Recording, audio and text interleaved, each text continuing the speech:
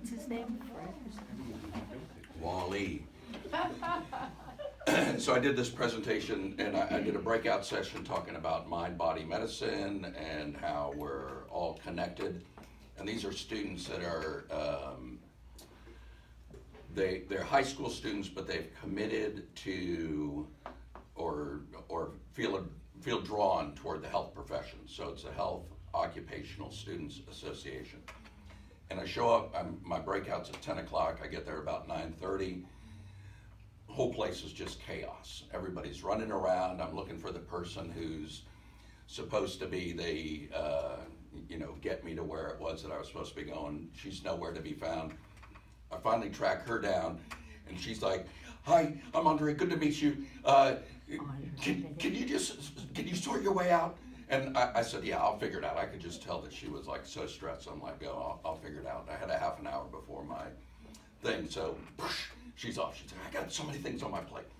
She goes running off. And then I go up to like this table where there were some kids there, and I introduced myself. I'm Bobby Cobb. I'm here to do a presentation at 10 o'clock. And can you tell me like where I'm supposed to show up? Where am I supposed to be?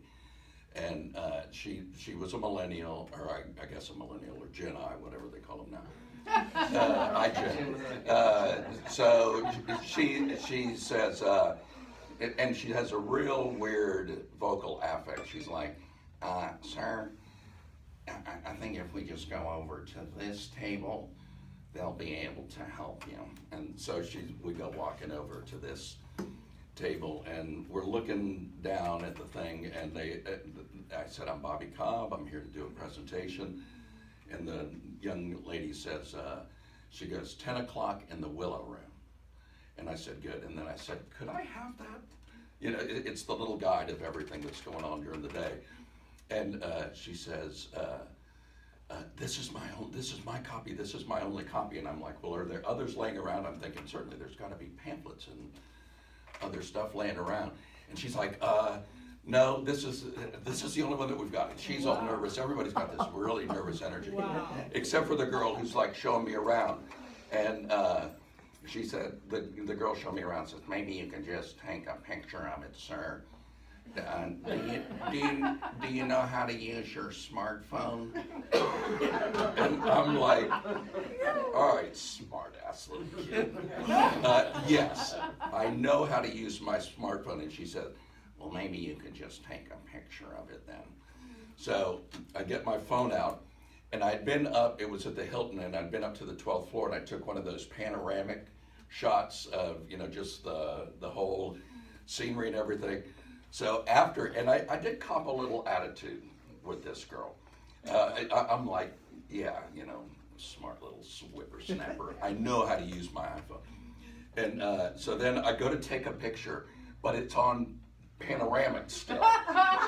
And she looks at that, and she goes, "Sir, your phone's on panoramic. You're going to want to switch that to photo."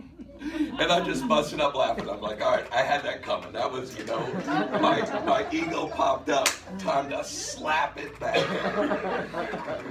I'm sure you likely do it that way because you were a slow reader. Exactly. At least they didn't call you Gramps. Well, I told that story to my daughter, and my daughter says to me, "Dad, you're so boomer." Which I didn't even know was a thing. I'm like, "What does that mean?" And she goes, "No offense, Dad, but people your age are just clueless." And I'm like, "So is that a thing? I mean, so boomer?" And she goes, "Yeah." And over the phone, I can hear her rolling her eyes. "Yeah, definitely a thing, and you're living it." Okay, so I was going to tell a joke. I guess that will serve. That was a joke. That was a joke. We're good. We got that out of the way. So as Dawn says, I do a lot of different things. Mainly, I work through transformation. I help people who are going through transitions use the transitions that they're going through to transform. And really what I'm trying to get them to transform into is a new understanding of the way that life works, the way that our mind works, the way that energy flows through us. But if you think about it, energy is flowing through us, and Don's talking about circulation. It flows through us, but where does it go? I mean, if you think about our circulatory system, the thing that's really flowing, our blood is flowing through us all day, every day, all night, every night, but it's not going anywhere. It just keeps coming back to our heart, back to our center. There's a flow of life, and when that flow stops, our body stops, and sometimes we get interrupted from that flow. So, like the clients who come to me, I advertise on Google and Facebook, and I advertise in different places that are places people who are in crisis are going to show up to. And if I'm lucky, my ad pops up when they're just like, man, life sucks.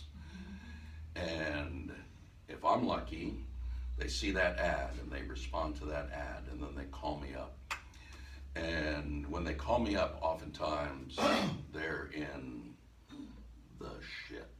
I mean, they're not feeling bad. I have a lot of people who call me up crying when they cry up. I had a guy call me not too long ago who he says to me, "Are you the hypnotist?" And Dawn, I tend to ramble, so can you give me like a 10-minute thing? Yeah, I know. Thank you. He calls me up and he said, in tears, "Are you the hypnotist?" Well, yeah, I guess. And he said, "Can you make people disappear from my memory? Can you make people disappear from my life?" And I said, well, maybe, if that's really what you want to have happen. But let's talk about it a little bit to see if that's what you really want. Now, was he looking for a hypnotist or a hitman? Yeah, exactly. I think actually he was looking for a hitman. That's correct. Yeah, that's probably what he was actually looking for. But he found my ad. So I know people, normally when I talk to people for the very first time, they're in crisis, they're hopeless, which for the work that I do, that's kind of where I want them, because that's where the very best work for doing the type of stuff that I do can get done. So I tell people I'm a liberation hypnotist, and they say, "What's that?" normally, which is the question that I want them coming back with. And I say, well, I'm different from other hypnotists because most hypnotists want to put you to sleep. I'm here to wake you up. And I'm here to wake you up out of the trance of the hypnosis of social conditioning. We've been conditioned to believe that life happens one way. And deep down we know that that's wrong. We can feel that it's wrong. And like in the Matrix, Morpheus says to Neo, he says, "It's been bugging you." It's like a splinter in your mind that you just know that something is a little off and a little different. And when people come to me and they ask all kinds of things, I mean, it's so weird, the things that I get asked, can I do? I always answer yes. And I know two things. The reason that I answer yes is because I've come to understand everything that we're consciously aware of that we would like to change in our life, we have the ability to make that change. Everything that we're consciously aware of that we'd like to have change, we can change, and that change is awaiting us at our next evolution. So we should just evolve.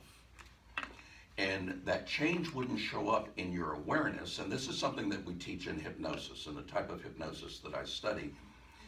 It wouldn't show up in our consciousness if it wasn't for the fact that our unconscious mind is saying, okay, you're ready for this change now. And go out and make the change. And Phil is a hypnotist, Dawn is a hypnotist. This is the work that we do. And through this work, we've come to understand that when people show up, they're ready to make that change. So when people ask me, can you help me make this change? The answer is always yes, because I know I'm not the one that's making the change. They are. And I have no idea how to make most of the change that I make, but they do. And I'll tell you a quick story. One of the very first demonstrations I gave when I began teaching hypnosis, a person volunteered and came up, and I always tell people, if you're coming up, let's work on something. Let's work on a small change. Let's not work on something gigantic. And in this particular person, I was doing a pain demonstration, and she came up, and she had pain in her back, and so we were going to go explore that, and we were doing a regression, and we went back to the regression, and she regressed back to when she was 4, which was when the pain started. And just having done a lot of this stuff, I'm thinking, that's weird that it's going back. She was like 60 something, and you got pain from when you were 4. And she said, yeah. And I said, okay, so, tell me a little bit, your regress. So she's back there in her mind. She's fully present. And when I get her back there, I start to ask orienting questions to make her experience of then become now. So we're transforming it from then to now. We want her back there at 4. So I'm asking her all types of questions. I said, where are you? She said, I'm in my bedroom. And I said, what can you see? She said, I can only see the red blanket over my head. And I said, okay, so are you lying in bed? Yep, lying in bed. Okay, lying in bed with the red blanket on your head. And the orienting questions are just day or night, are you alone or with others? What are you doing? What are you wearing? And the more of those things that we bring in from their unconscious, the more she zooms from 2015 to whatever year that was, 1964. So she's back in 1964, fully present. And I say, are you alone or with others? And she said, there's somebody else in the room. And I said, who is it? And she said, it's my uncle.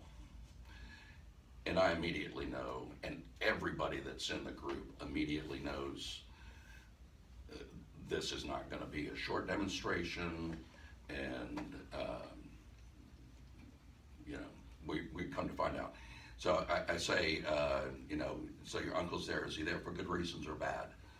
And she said, he's there for bad reasons. And she starts to cry, and she said, he's a very bad man. And she's crying like a little kid.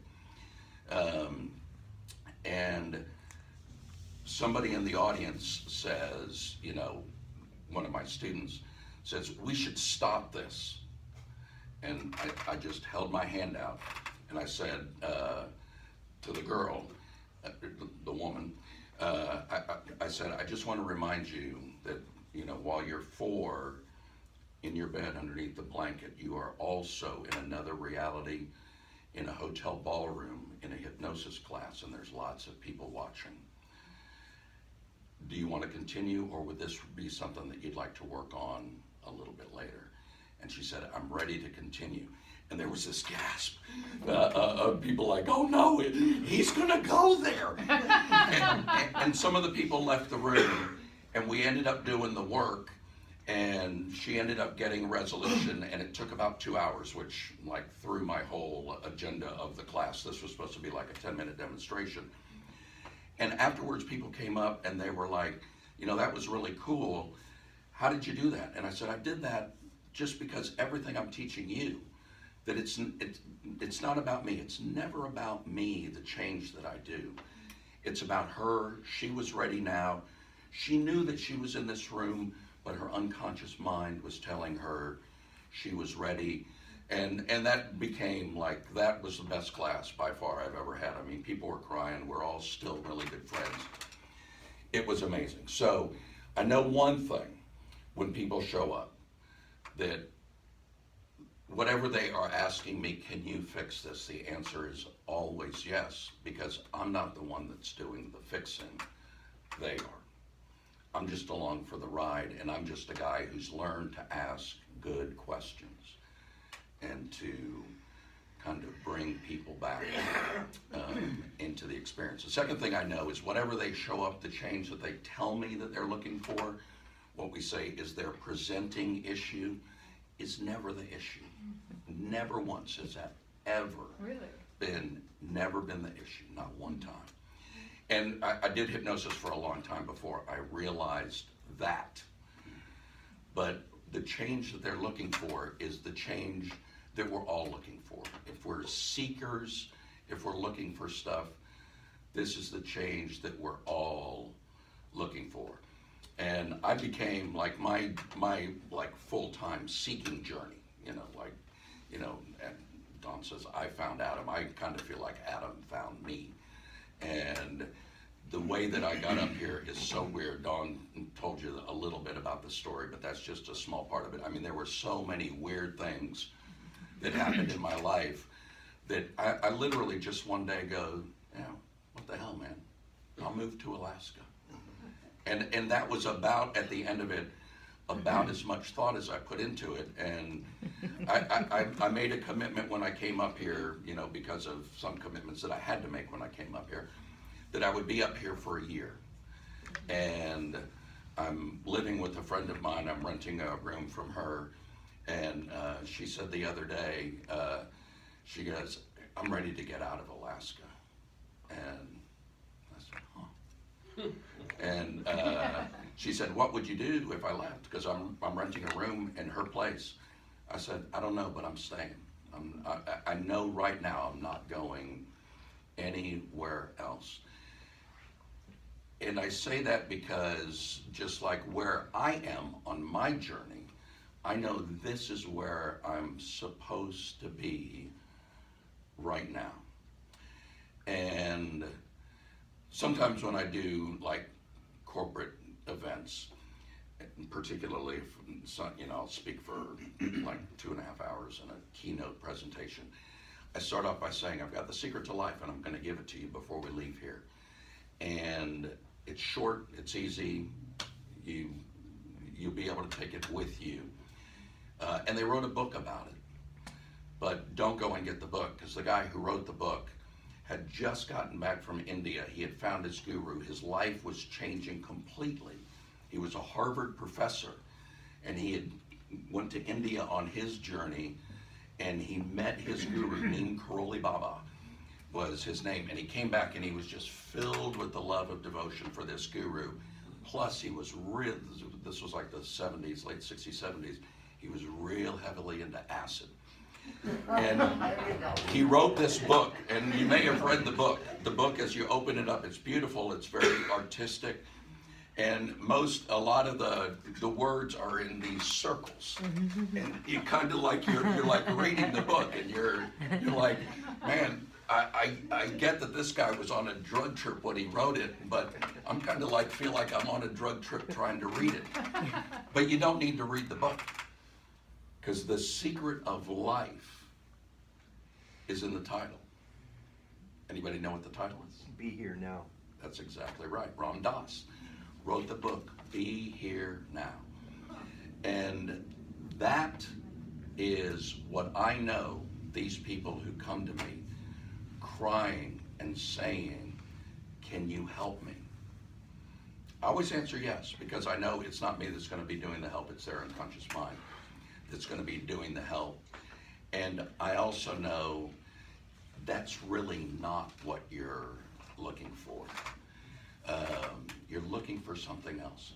I have a new client that I just started working with. She's in somewhere in Alabama. And she's 73 years old, and she is a hot sauce bottler. She does the bottling. People make the hot sauce, or they give her the recipe and say, this is my hot sauce. And she makes it minimum batch 500 gallons, and then she bottles it and labels it. So, if you have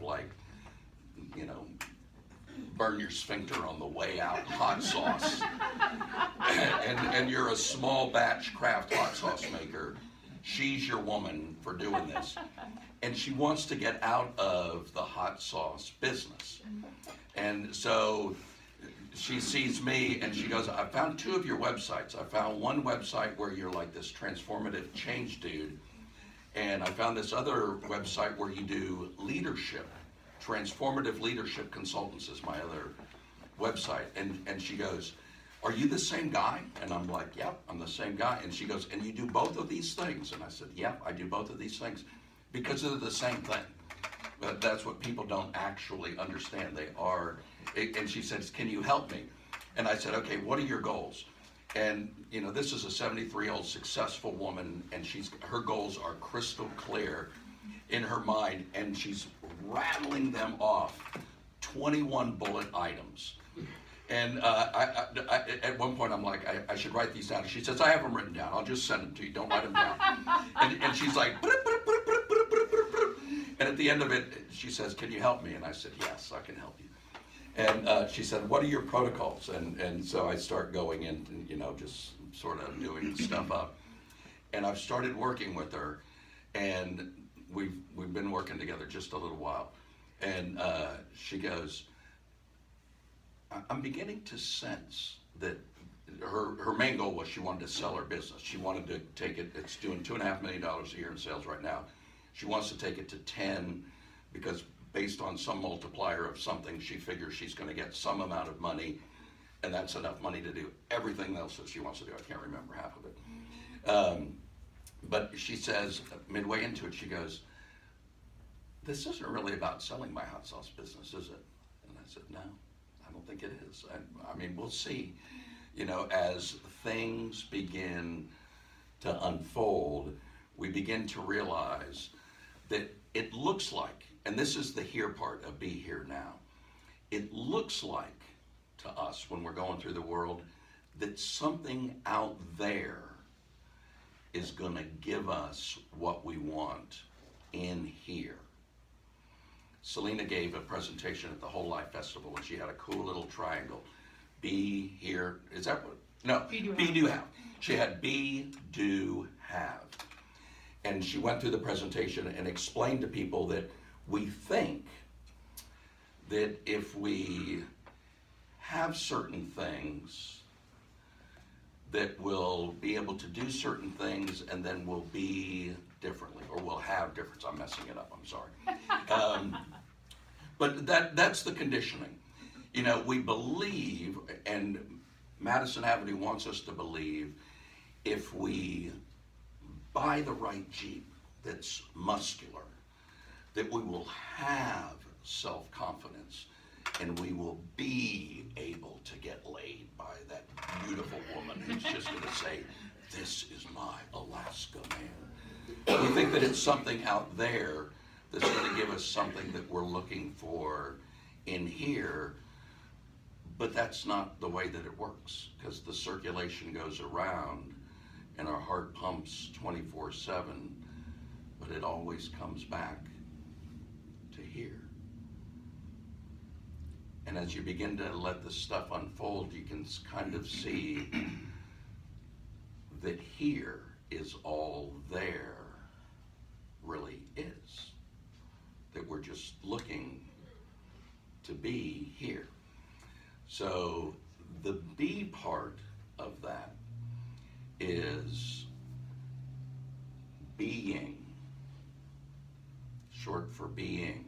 And you've heard the phrase, everybody I know in this room certainly has heard the phrase that we're not human beings that occasionally have a spiritual experience. Instead, what are we? Everybody in the room knows it. We're actually spiritual beings having a human experience. Say it again? So we're just human. We're not just human, actually. I'm going to actually challenge you on that a little bit. We're not human. We are currently having a human experience. But we are something different, something more. We are spiritual beings. And if you'd like to play around for just a second, when are we stopping? Just so I know. Around 10:30, 10:35. Okay, let's do 10:35.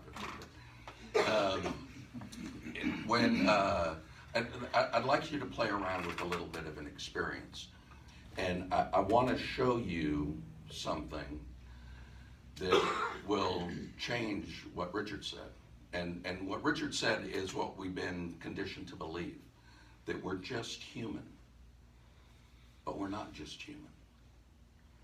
We're spiritual beings having a human experience. So you can do this with your eyes open. It's better if you do it with your eyes closed. And what I'm going to do is just take you on a quick little journey. And I'm going to have you bounce back.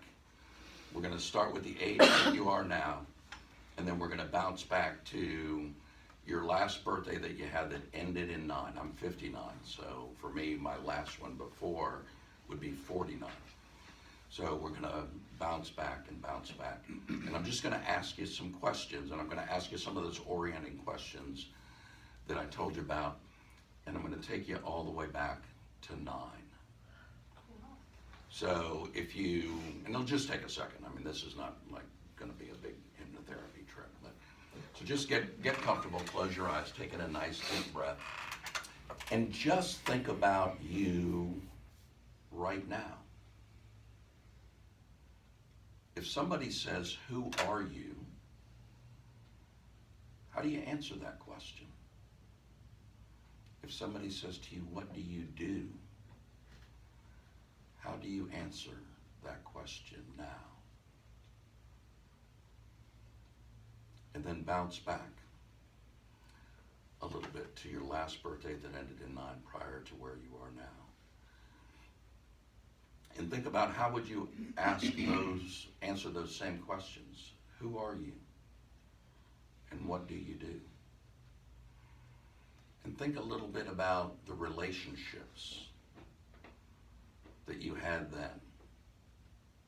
And just explore them. Who were like your best friends? And if you were in a romantic relationship, who were you with then? And is that the same person that you're with now, or is it somebody different? Or has that relationship changed pretty dramatically? Has it gotten way better or not near as good as it was back then? And then go back to the last 9 prior to that. And just quickly through your mind, go through that same set of questions. And then think about back then, 2 9s ago. What were the things that you really wanted most then? And are they the same things that you want now? Or have those changed? And those relationships, were they different back then? And now just go all the way back to 9. The age of 9 when you were 9. And think about the you that was then. What did you want to be when you grew up? What were the things that you imagined were most important to you then? And are those same things still important to you now? And did you ever do the thing that you thought you wanted to do with your life when you were 9? Did you ever do that at all? And is that what you're doing now? Was that just a step on your journey, or did you really tap into your life's purpose? Probably different for everybody in the room. But now, from that point, the 9-year-old you, kind of go back and think about the different 9s, the 19 and the 29 and the 39, all the way up to wherever you are today, and just notice how much you've changed. And for most people, really almost everything has changed. Our bodies certainly have changed. A lot of our attitudes have changed. What we care about has changed. Our relationships have changed. What it is that we're seeking has probably changed. In fact, on one level, change is all we want. Change is all we are on one level. change is all we want. I mean, think about your day as you go through your day. Most of the things that you're doing is you're seeking change. From a very low level till you wake up and you're a little groggy and you drink a cup of coffee to change so that you'll be more alert, and then you notice that you're hungry and you eat to change and feel full. Drink that coffee and then you have to go to the bathroom, and you go to the bathroom to change that feeling of a full bladder that you've got. And then you go to work to make money, to change your life circumstances, and you think about new relationships and you think about new jobs to change what it is that you want. On one level, all we are is change, and all we want is change. And we live in a life that is ever changing. But as you go back now to that 9-year-old you, notice that part of you that is there for every step of the journey. There's a part of you that if you get quiet enough, you'll notice that hasn't changed at all. It is the exact same you that was at 29 and 19 and 9 and is now. There's a part of you that never has changed. It's always been the same. There's a part of you that doesn't want any of this change, doesn't need any of this change.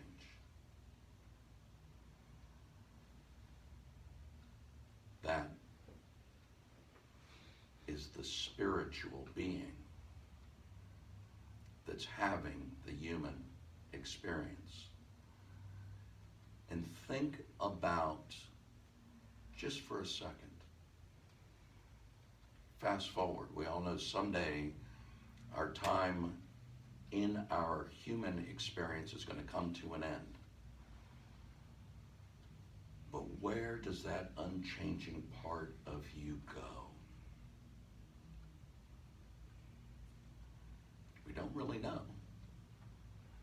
I mean, there's whole religions built around telling us where that goes and how to act if we want it to go to one place and not another. Truth of the matter is, it is a mystery. We don't really know. But if you're really in that place, you might well be asking the question, what is going to happen? And take a moment to be there, but then come on back to the room, and I got just a little bit more to share before we call it a day today.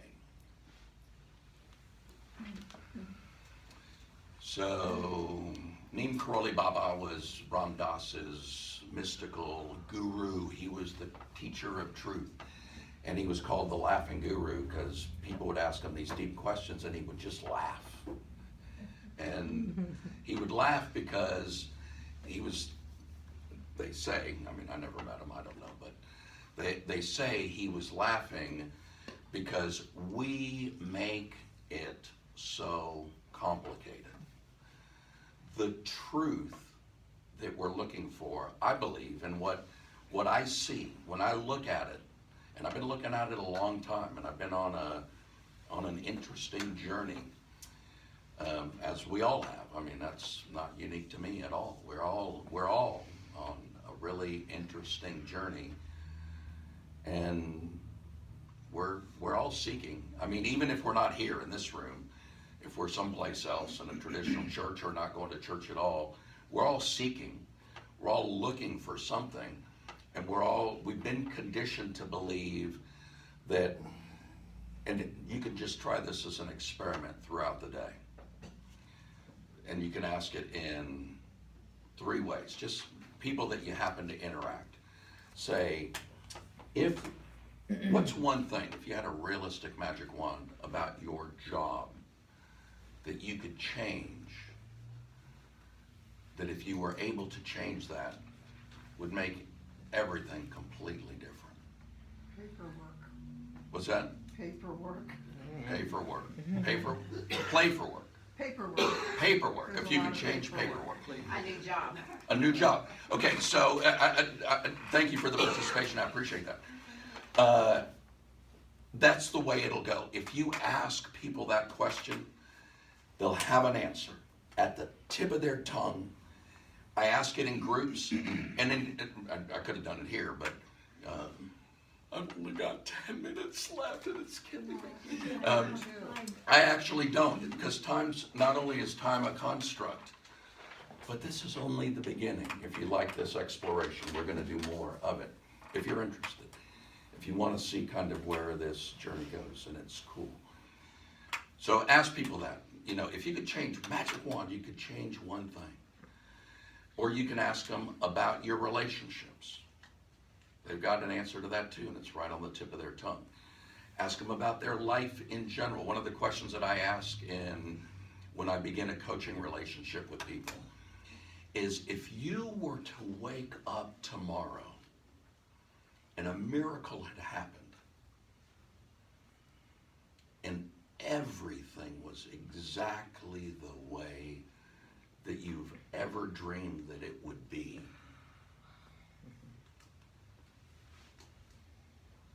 what would that miracle have been? What would have changed for you? And these calls I pretty much have to take because they go on. I have people who've got lots and lots of things.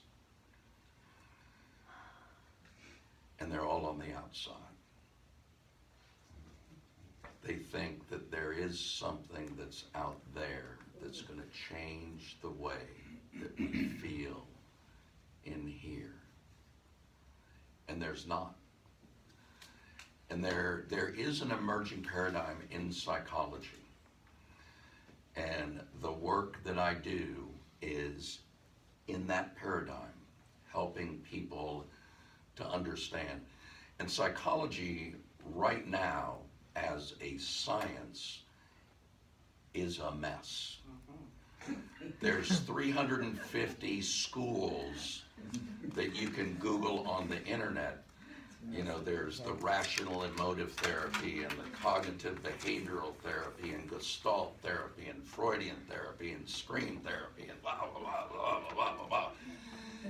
And this is when things are in their storming part. Organizations and sciences and philosophies, they go through 4 phases. They go through forming. Psychology formed in 1890. William James wrote a book called Psychology, and he invented the word. It didn't exist prior to that. Prior to that, psychology was philosophy. And then he created psychology. And then all of these things kind of started going up. Deborah Faith Rose just joined us and got it. She runs the Hypnosis Center of Anchorage. So now we have 4, 5. Russ is a hypnotist. We have 5 at least hypnotists in the room. Hypnosis is a school of psychology as well. But this emerging paradigm, which doesn't really have a good name, and the name that we're using right now is called the 3 principles. You can go to 3P, P as in principles, GC as in global community, 3pgc.org, and that's kind of the home base on the internet for the work that I do and that we do. And they celebrated not too long ago. We now in that community have 10,000 hours of video instructions and webinars and classes, and it's all free. You can go there and, if you want to take a deep dive, it's all there. And it's all, we, like our little joke in the community is, yay, we've got 10,000 hours. To tell people that the secret is be here now. I got a book coming out. I think it's like 288 pages. And it's a lot of words and a lot of stuff and a lot of stories. And the book is teaching you to be here, now. So I'll just kind of wrap it up with each of those things. So the B is be and being. Recognize that we are. Realize. Don't get it intellectually. Realize, embody that we are spiritual beings having a human experience. You know, when I talk to people, I'm kind of woo-woo a little bit, and I have to tamp down. Celine and I have been talking about that. Tamping down our woo-woo when we go into corporations. Because you start talking energy and you start talking spiritual beings to corporations, and you can watch the brains short circuit in the room. I'm not getting it. And sometimes when I'm doing woo-woo and spiritual being, and I'm working with like a fundamentalist Christian, which one of my clients is a very devout fundamentalist, like don't dance type of fundamentalist Christian. And I was having trouble getting through to him. And so one day I'm talking to him, and I'm so frustrated because he was so close. And I'm like, if I could just help him make one little shift in his shit, it would all be clear. I told a friend of mine one time, you know, I call myself a liberation hypnotist. I said, but in reality, what I do is I help people with their shit. And the way that I help them with their shit is by getting a little shift in perception along the way. So really what I should be calling myself, and it could be like my superhero name, Bobby Cobb, shit shifter. And I could have a giant SS on my chest, but you know, in the thing that we live in today, if I'm walking around as a superhero with an SS on my chest, I'm going to fire off a lot of trigger warnings, and that's going to be a problem. So with him, what I told him was, think about Jesus if he were to come back right now, in our short attention span, in our millennia. How would he deliver his message? And I'll end it on this. So I'm wrapping it up. I'll end it on this. I said, here's what I believe would be the message from the millennial Messiah. First of all, he'd be a lot hipper now. He wouldn't be like talking old world type stuff. He'll tweet it. Got to tweet it. Got to have hashtags. Absolutely right. So the first thing that he would say is, I'm back. Glad to be here again. I've got a new message for you. And it's a lot shorter. We used to have 10 commandments. We're down to 3. He goes, commandment number 1 is recognize you're a child of God. And don't ever forget that. You are my brother. I'm the son of God, but so are you. You are the sons of daughters of God. We are all the children of God. Commandment number 1, don't forget that. Commandment number 2, we got this cool thing called the Holy Spirit. Hashtag Holy Spirit is everywhere. Holy Spirit is in each one of us. It's in this room. It's out in the parking lot. Last night, down at the strip joint, the Holy Spirit was there. And it was figured. Hallelujah! I got some work to do in this particular place, but it was there because it's everywhere. So that's commandment number 2. Commandment number 3 is when you forget, and you will, know that I've already forgiven you. I've forgiven you 1,000,000 times, and I'm going to forgive you 1,000,000 times more. And commandment number 3 is when you run across somebody that you're having problems with, forgive them as well. So hashtag 3 new commandments. You are the child of God. Remember that. The Holy Spirit is everywhere. Remember that. And when you forget, know that you're forgiven. I've forgiven you. Forgive yourself. Forgive the other person. Hashtag Millennial Messiah. And I know that can be perceived as disrespectful. And I'm kind of playing it up a little bit sort of make it fun. But I honestly believe that at the heart of Christianity is that message. If we get that, we got everything else. All of the rest is talking. It's like my book. 288 pages of lots of good stuff and wonderful stories telling you be a spiritual being. Be here. When you're here, wherever here is for you, be here all the way and recognize that the hypnosis of social conditioning is telling you you need to be there. You need to be in the new car. You need to lose the weight. You need to be in the right relationship. You need a bigger diamond ring. You want this, put a ring on it. That's all conditioning.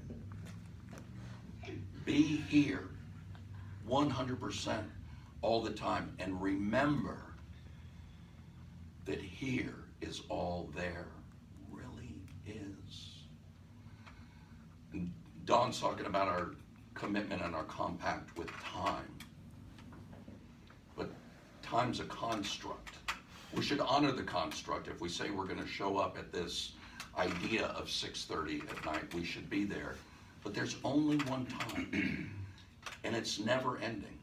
It's now. It's the only time that we've got. So in a now that is not yet, if this message has resonated with any of you guys at all, at 6:30, that's where I was going. I'm on track, girl. In a time that is not yet, that we're all agreeing to call Monday, April the 15th at 6:30, we're going to begin a 6-week class in the exploration of this. And we're going to do it in a way, it's an experiential journey. I've been talking a lot today. In these classes, I'm not going to talk a lot.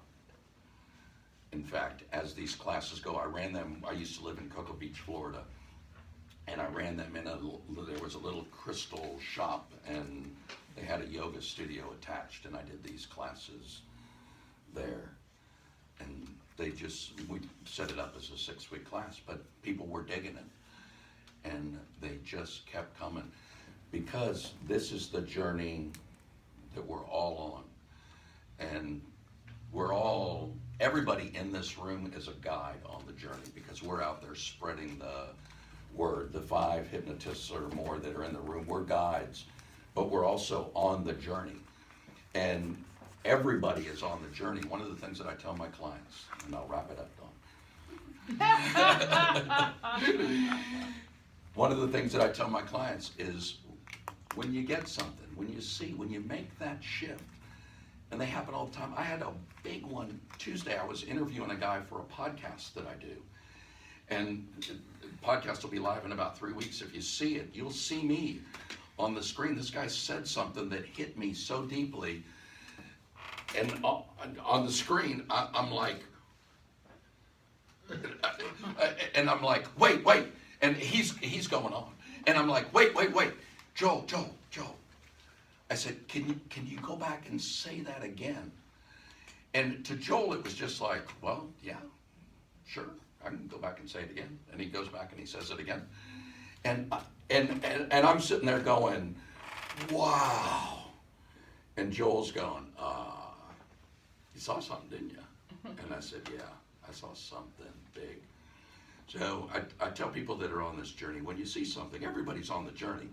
So it's no different than being out hiking one of these trails here, and you're walking one way and you just negotiated some rocks that are still got some ice on it and they're kind of slippery, and you negotiate it, and then you go and you see somebody else who's on the journey, and you stop and you say, hey, FYI, up ahead there's some rocks and some ice, kind of slippery, be careful. We're all on the journey, and we're all guides on the journey. So if you're interested in diving in this a little bit more deeply, in the now that is not yet, April the 15th at 6:30, we can make a contract to be back here and dive a little bit deeper. And the last thing that I want to say is, as Dawn said, I am a speaker. If you know somebody or some group or a company, I do a lot of this work, sounds very different when I do it there, but if you've got the ears to hear it, you can see that there's only one message that I ever give all day, every day. I would be happy to chat with you about that. Thank you very much for. And you can see why we are lucky to have people like that. I'm lucky to be here. To be at La Wow, okay, so there you go, that's pretty.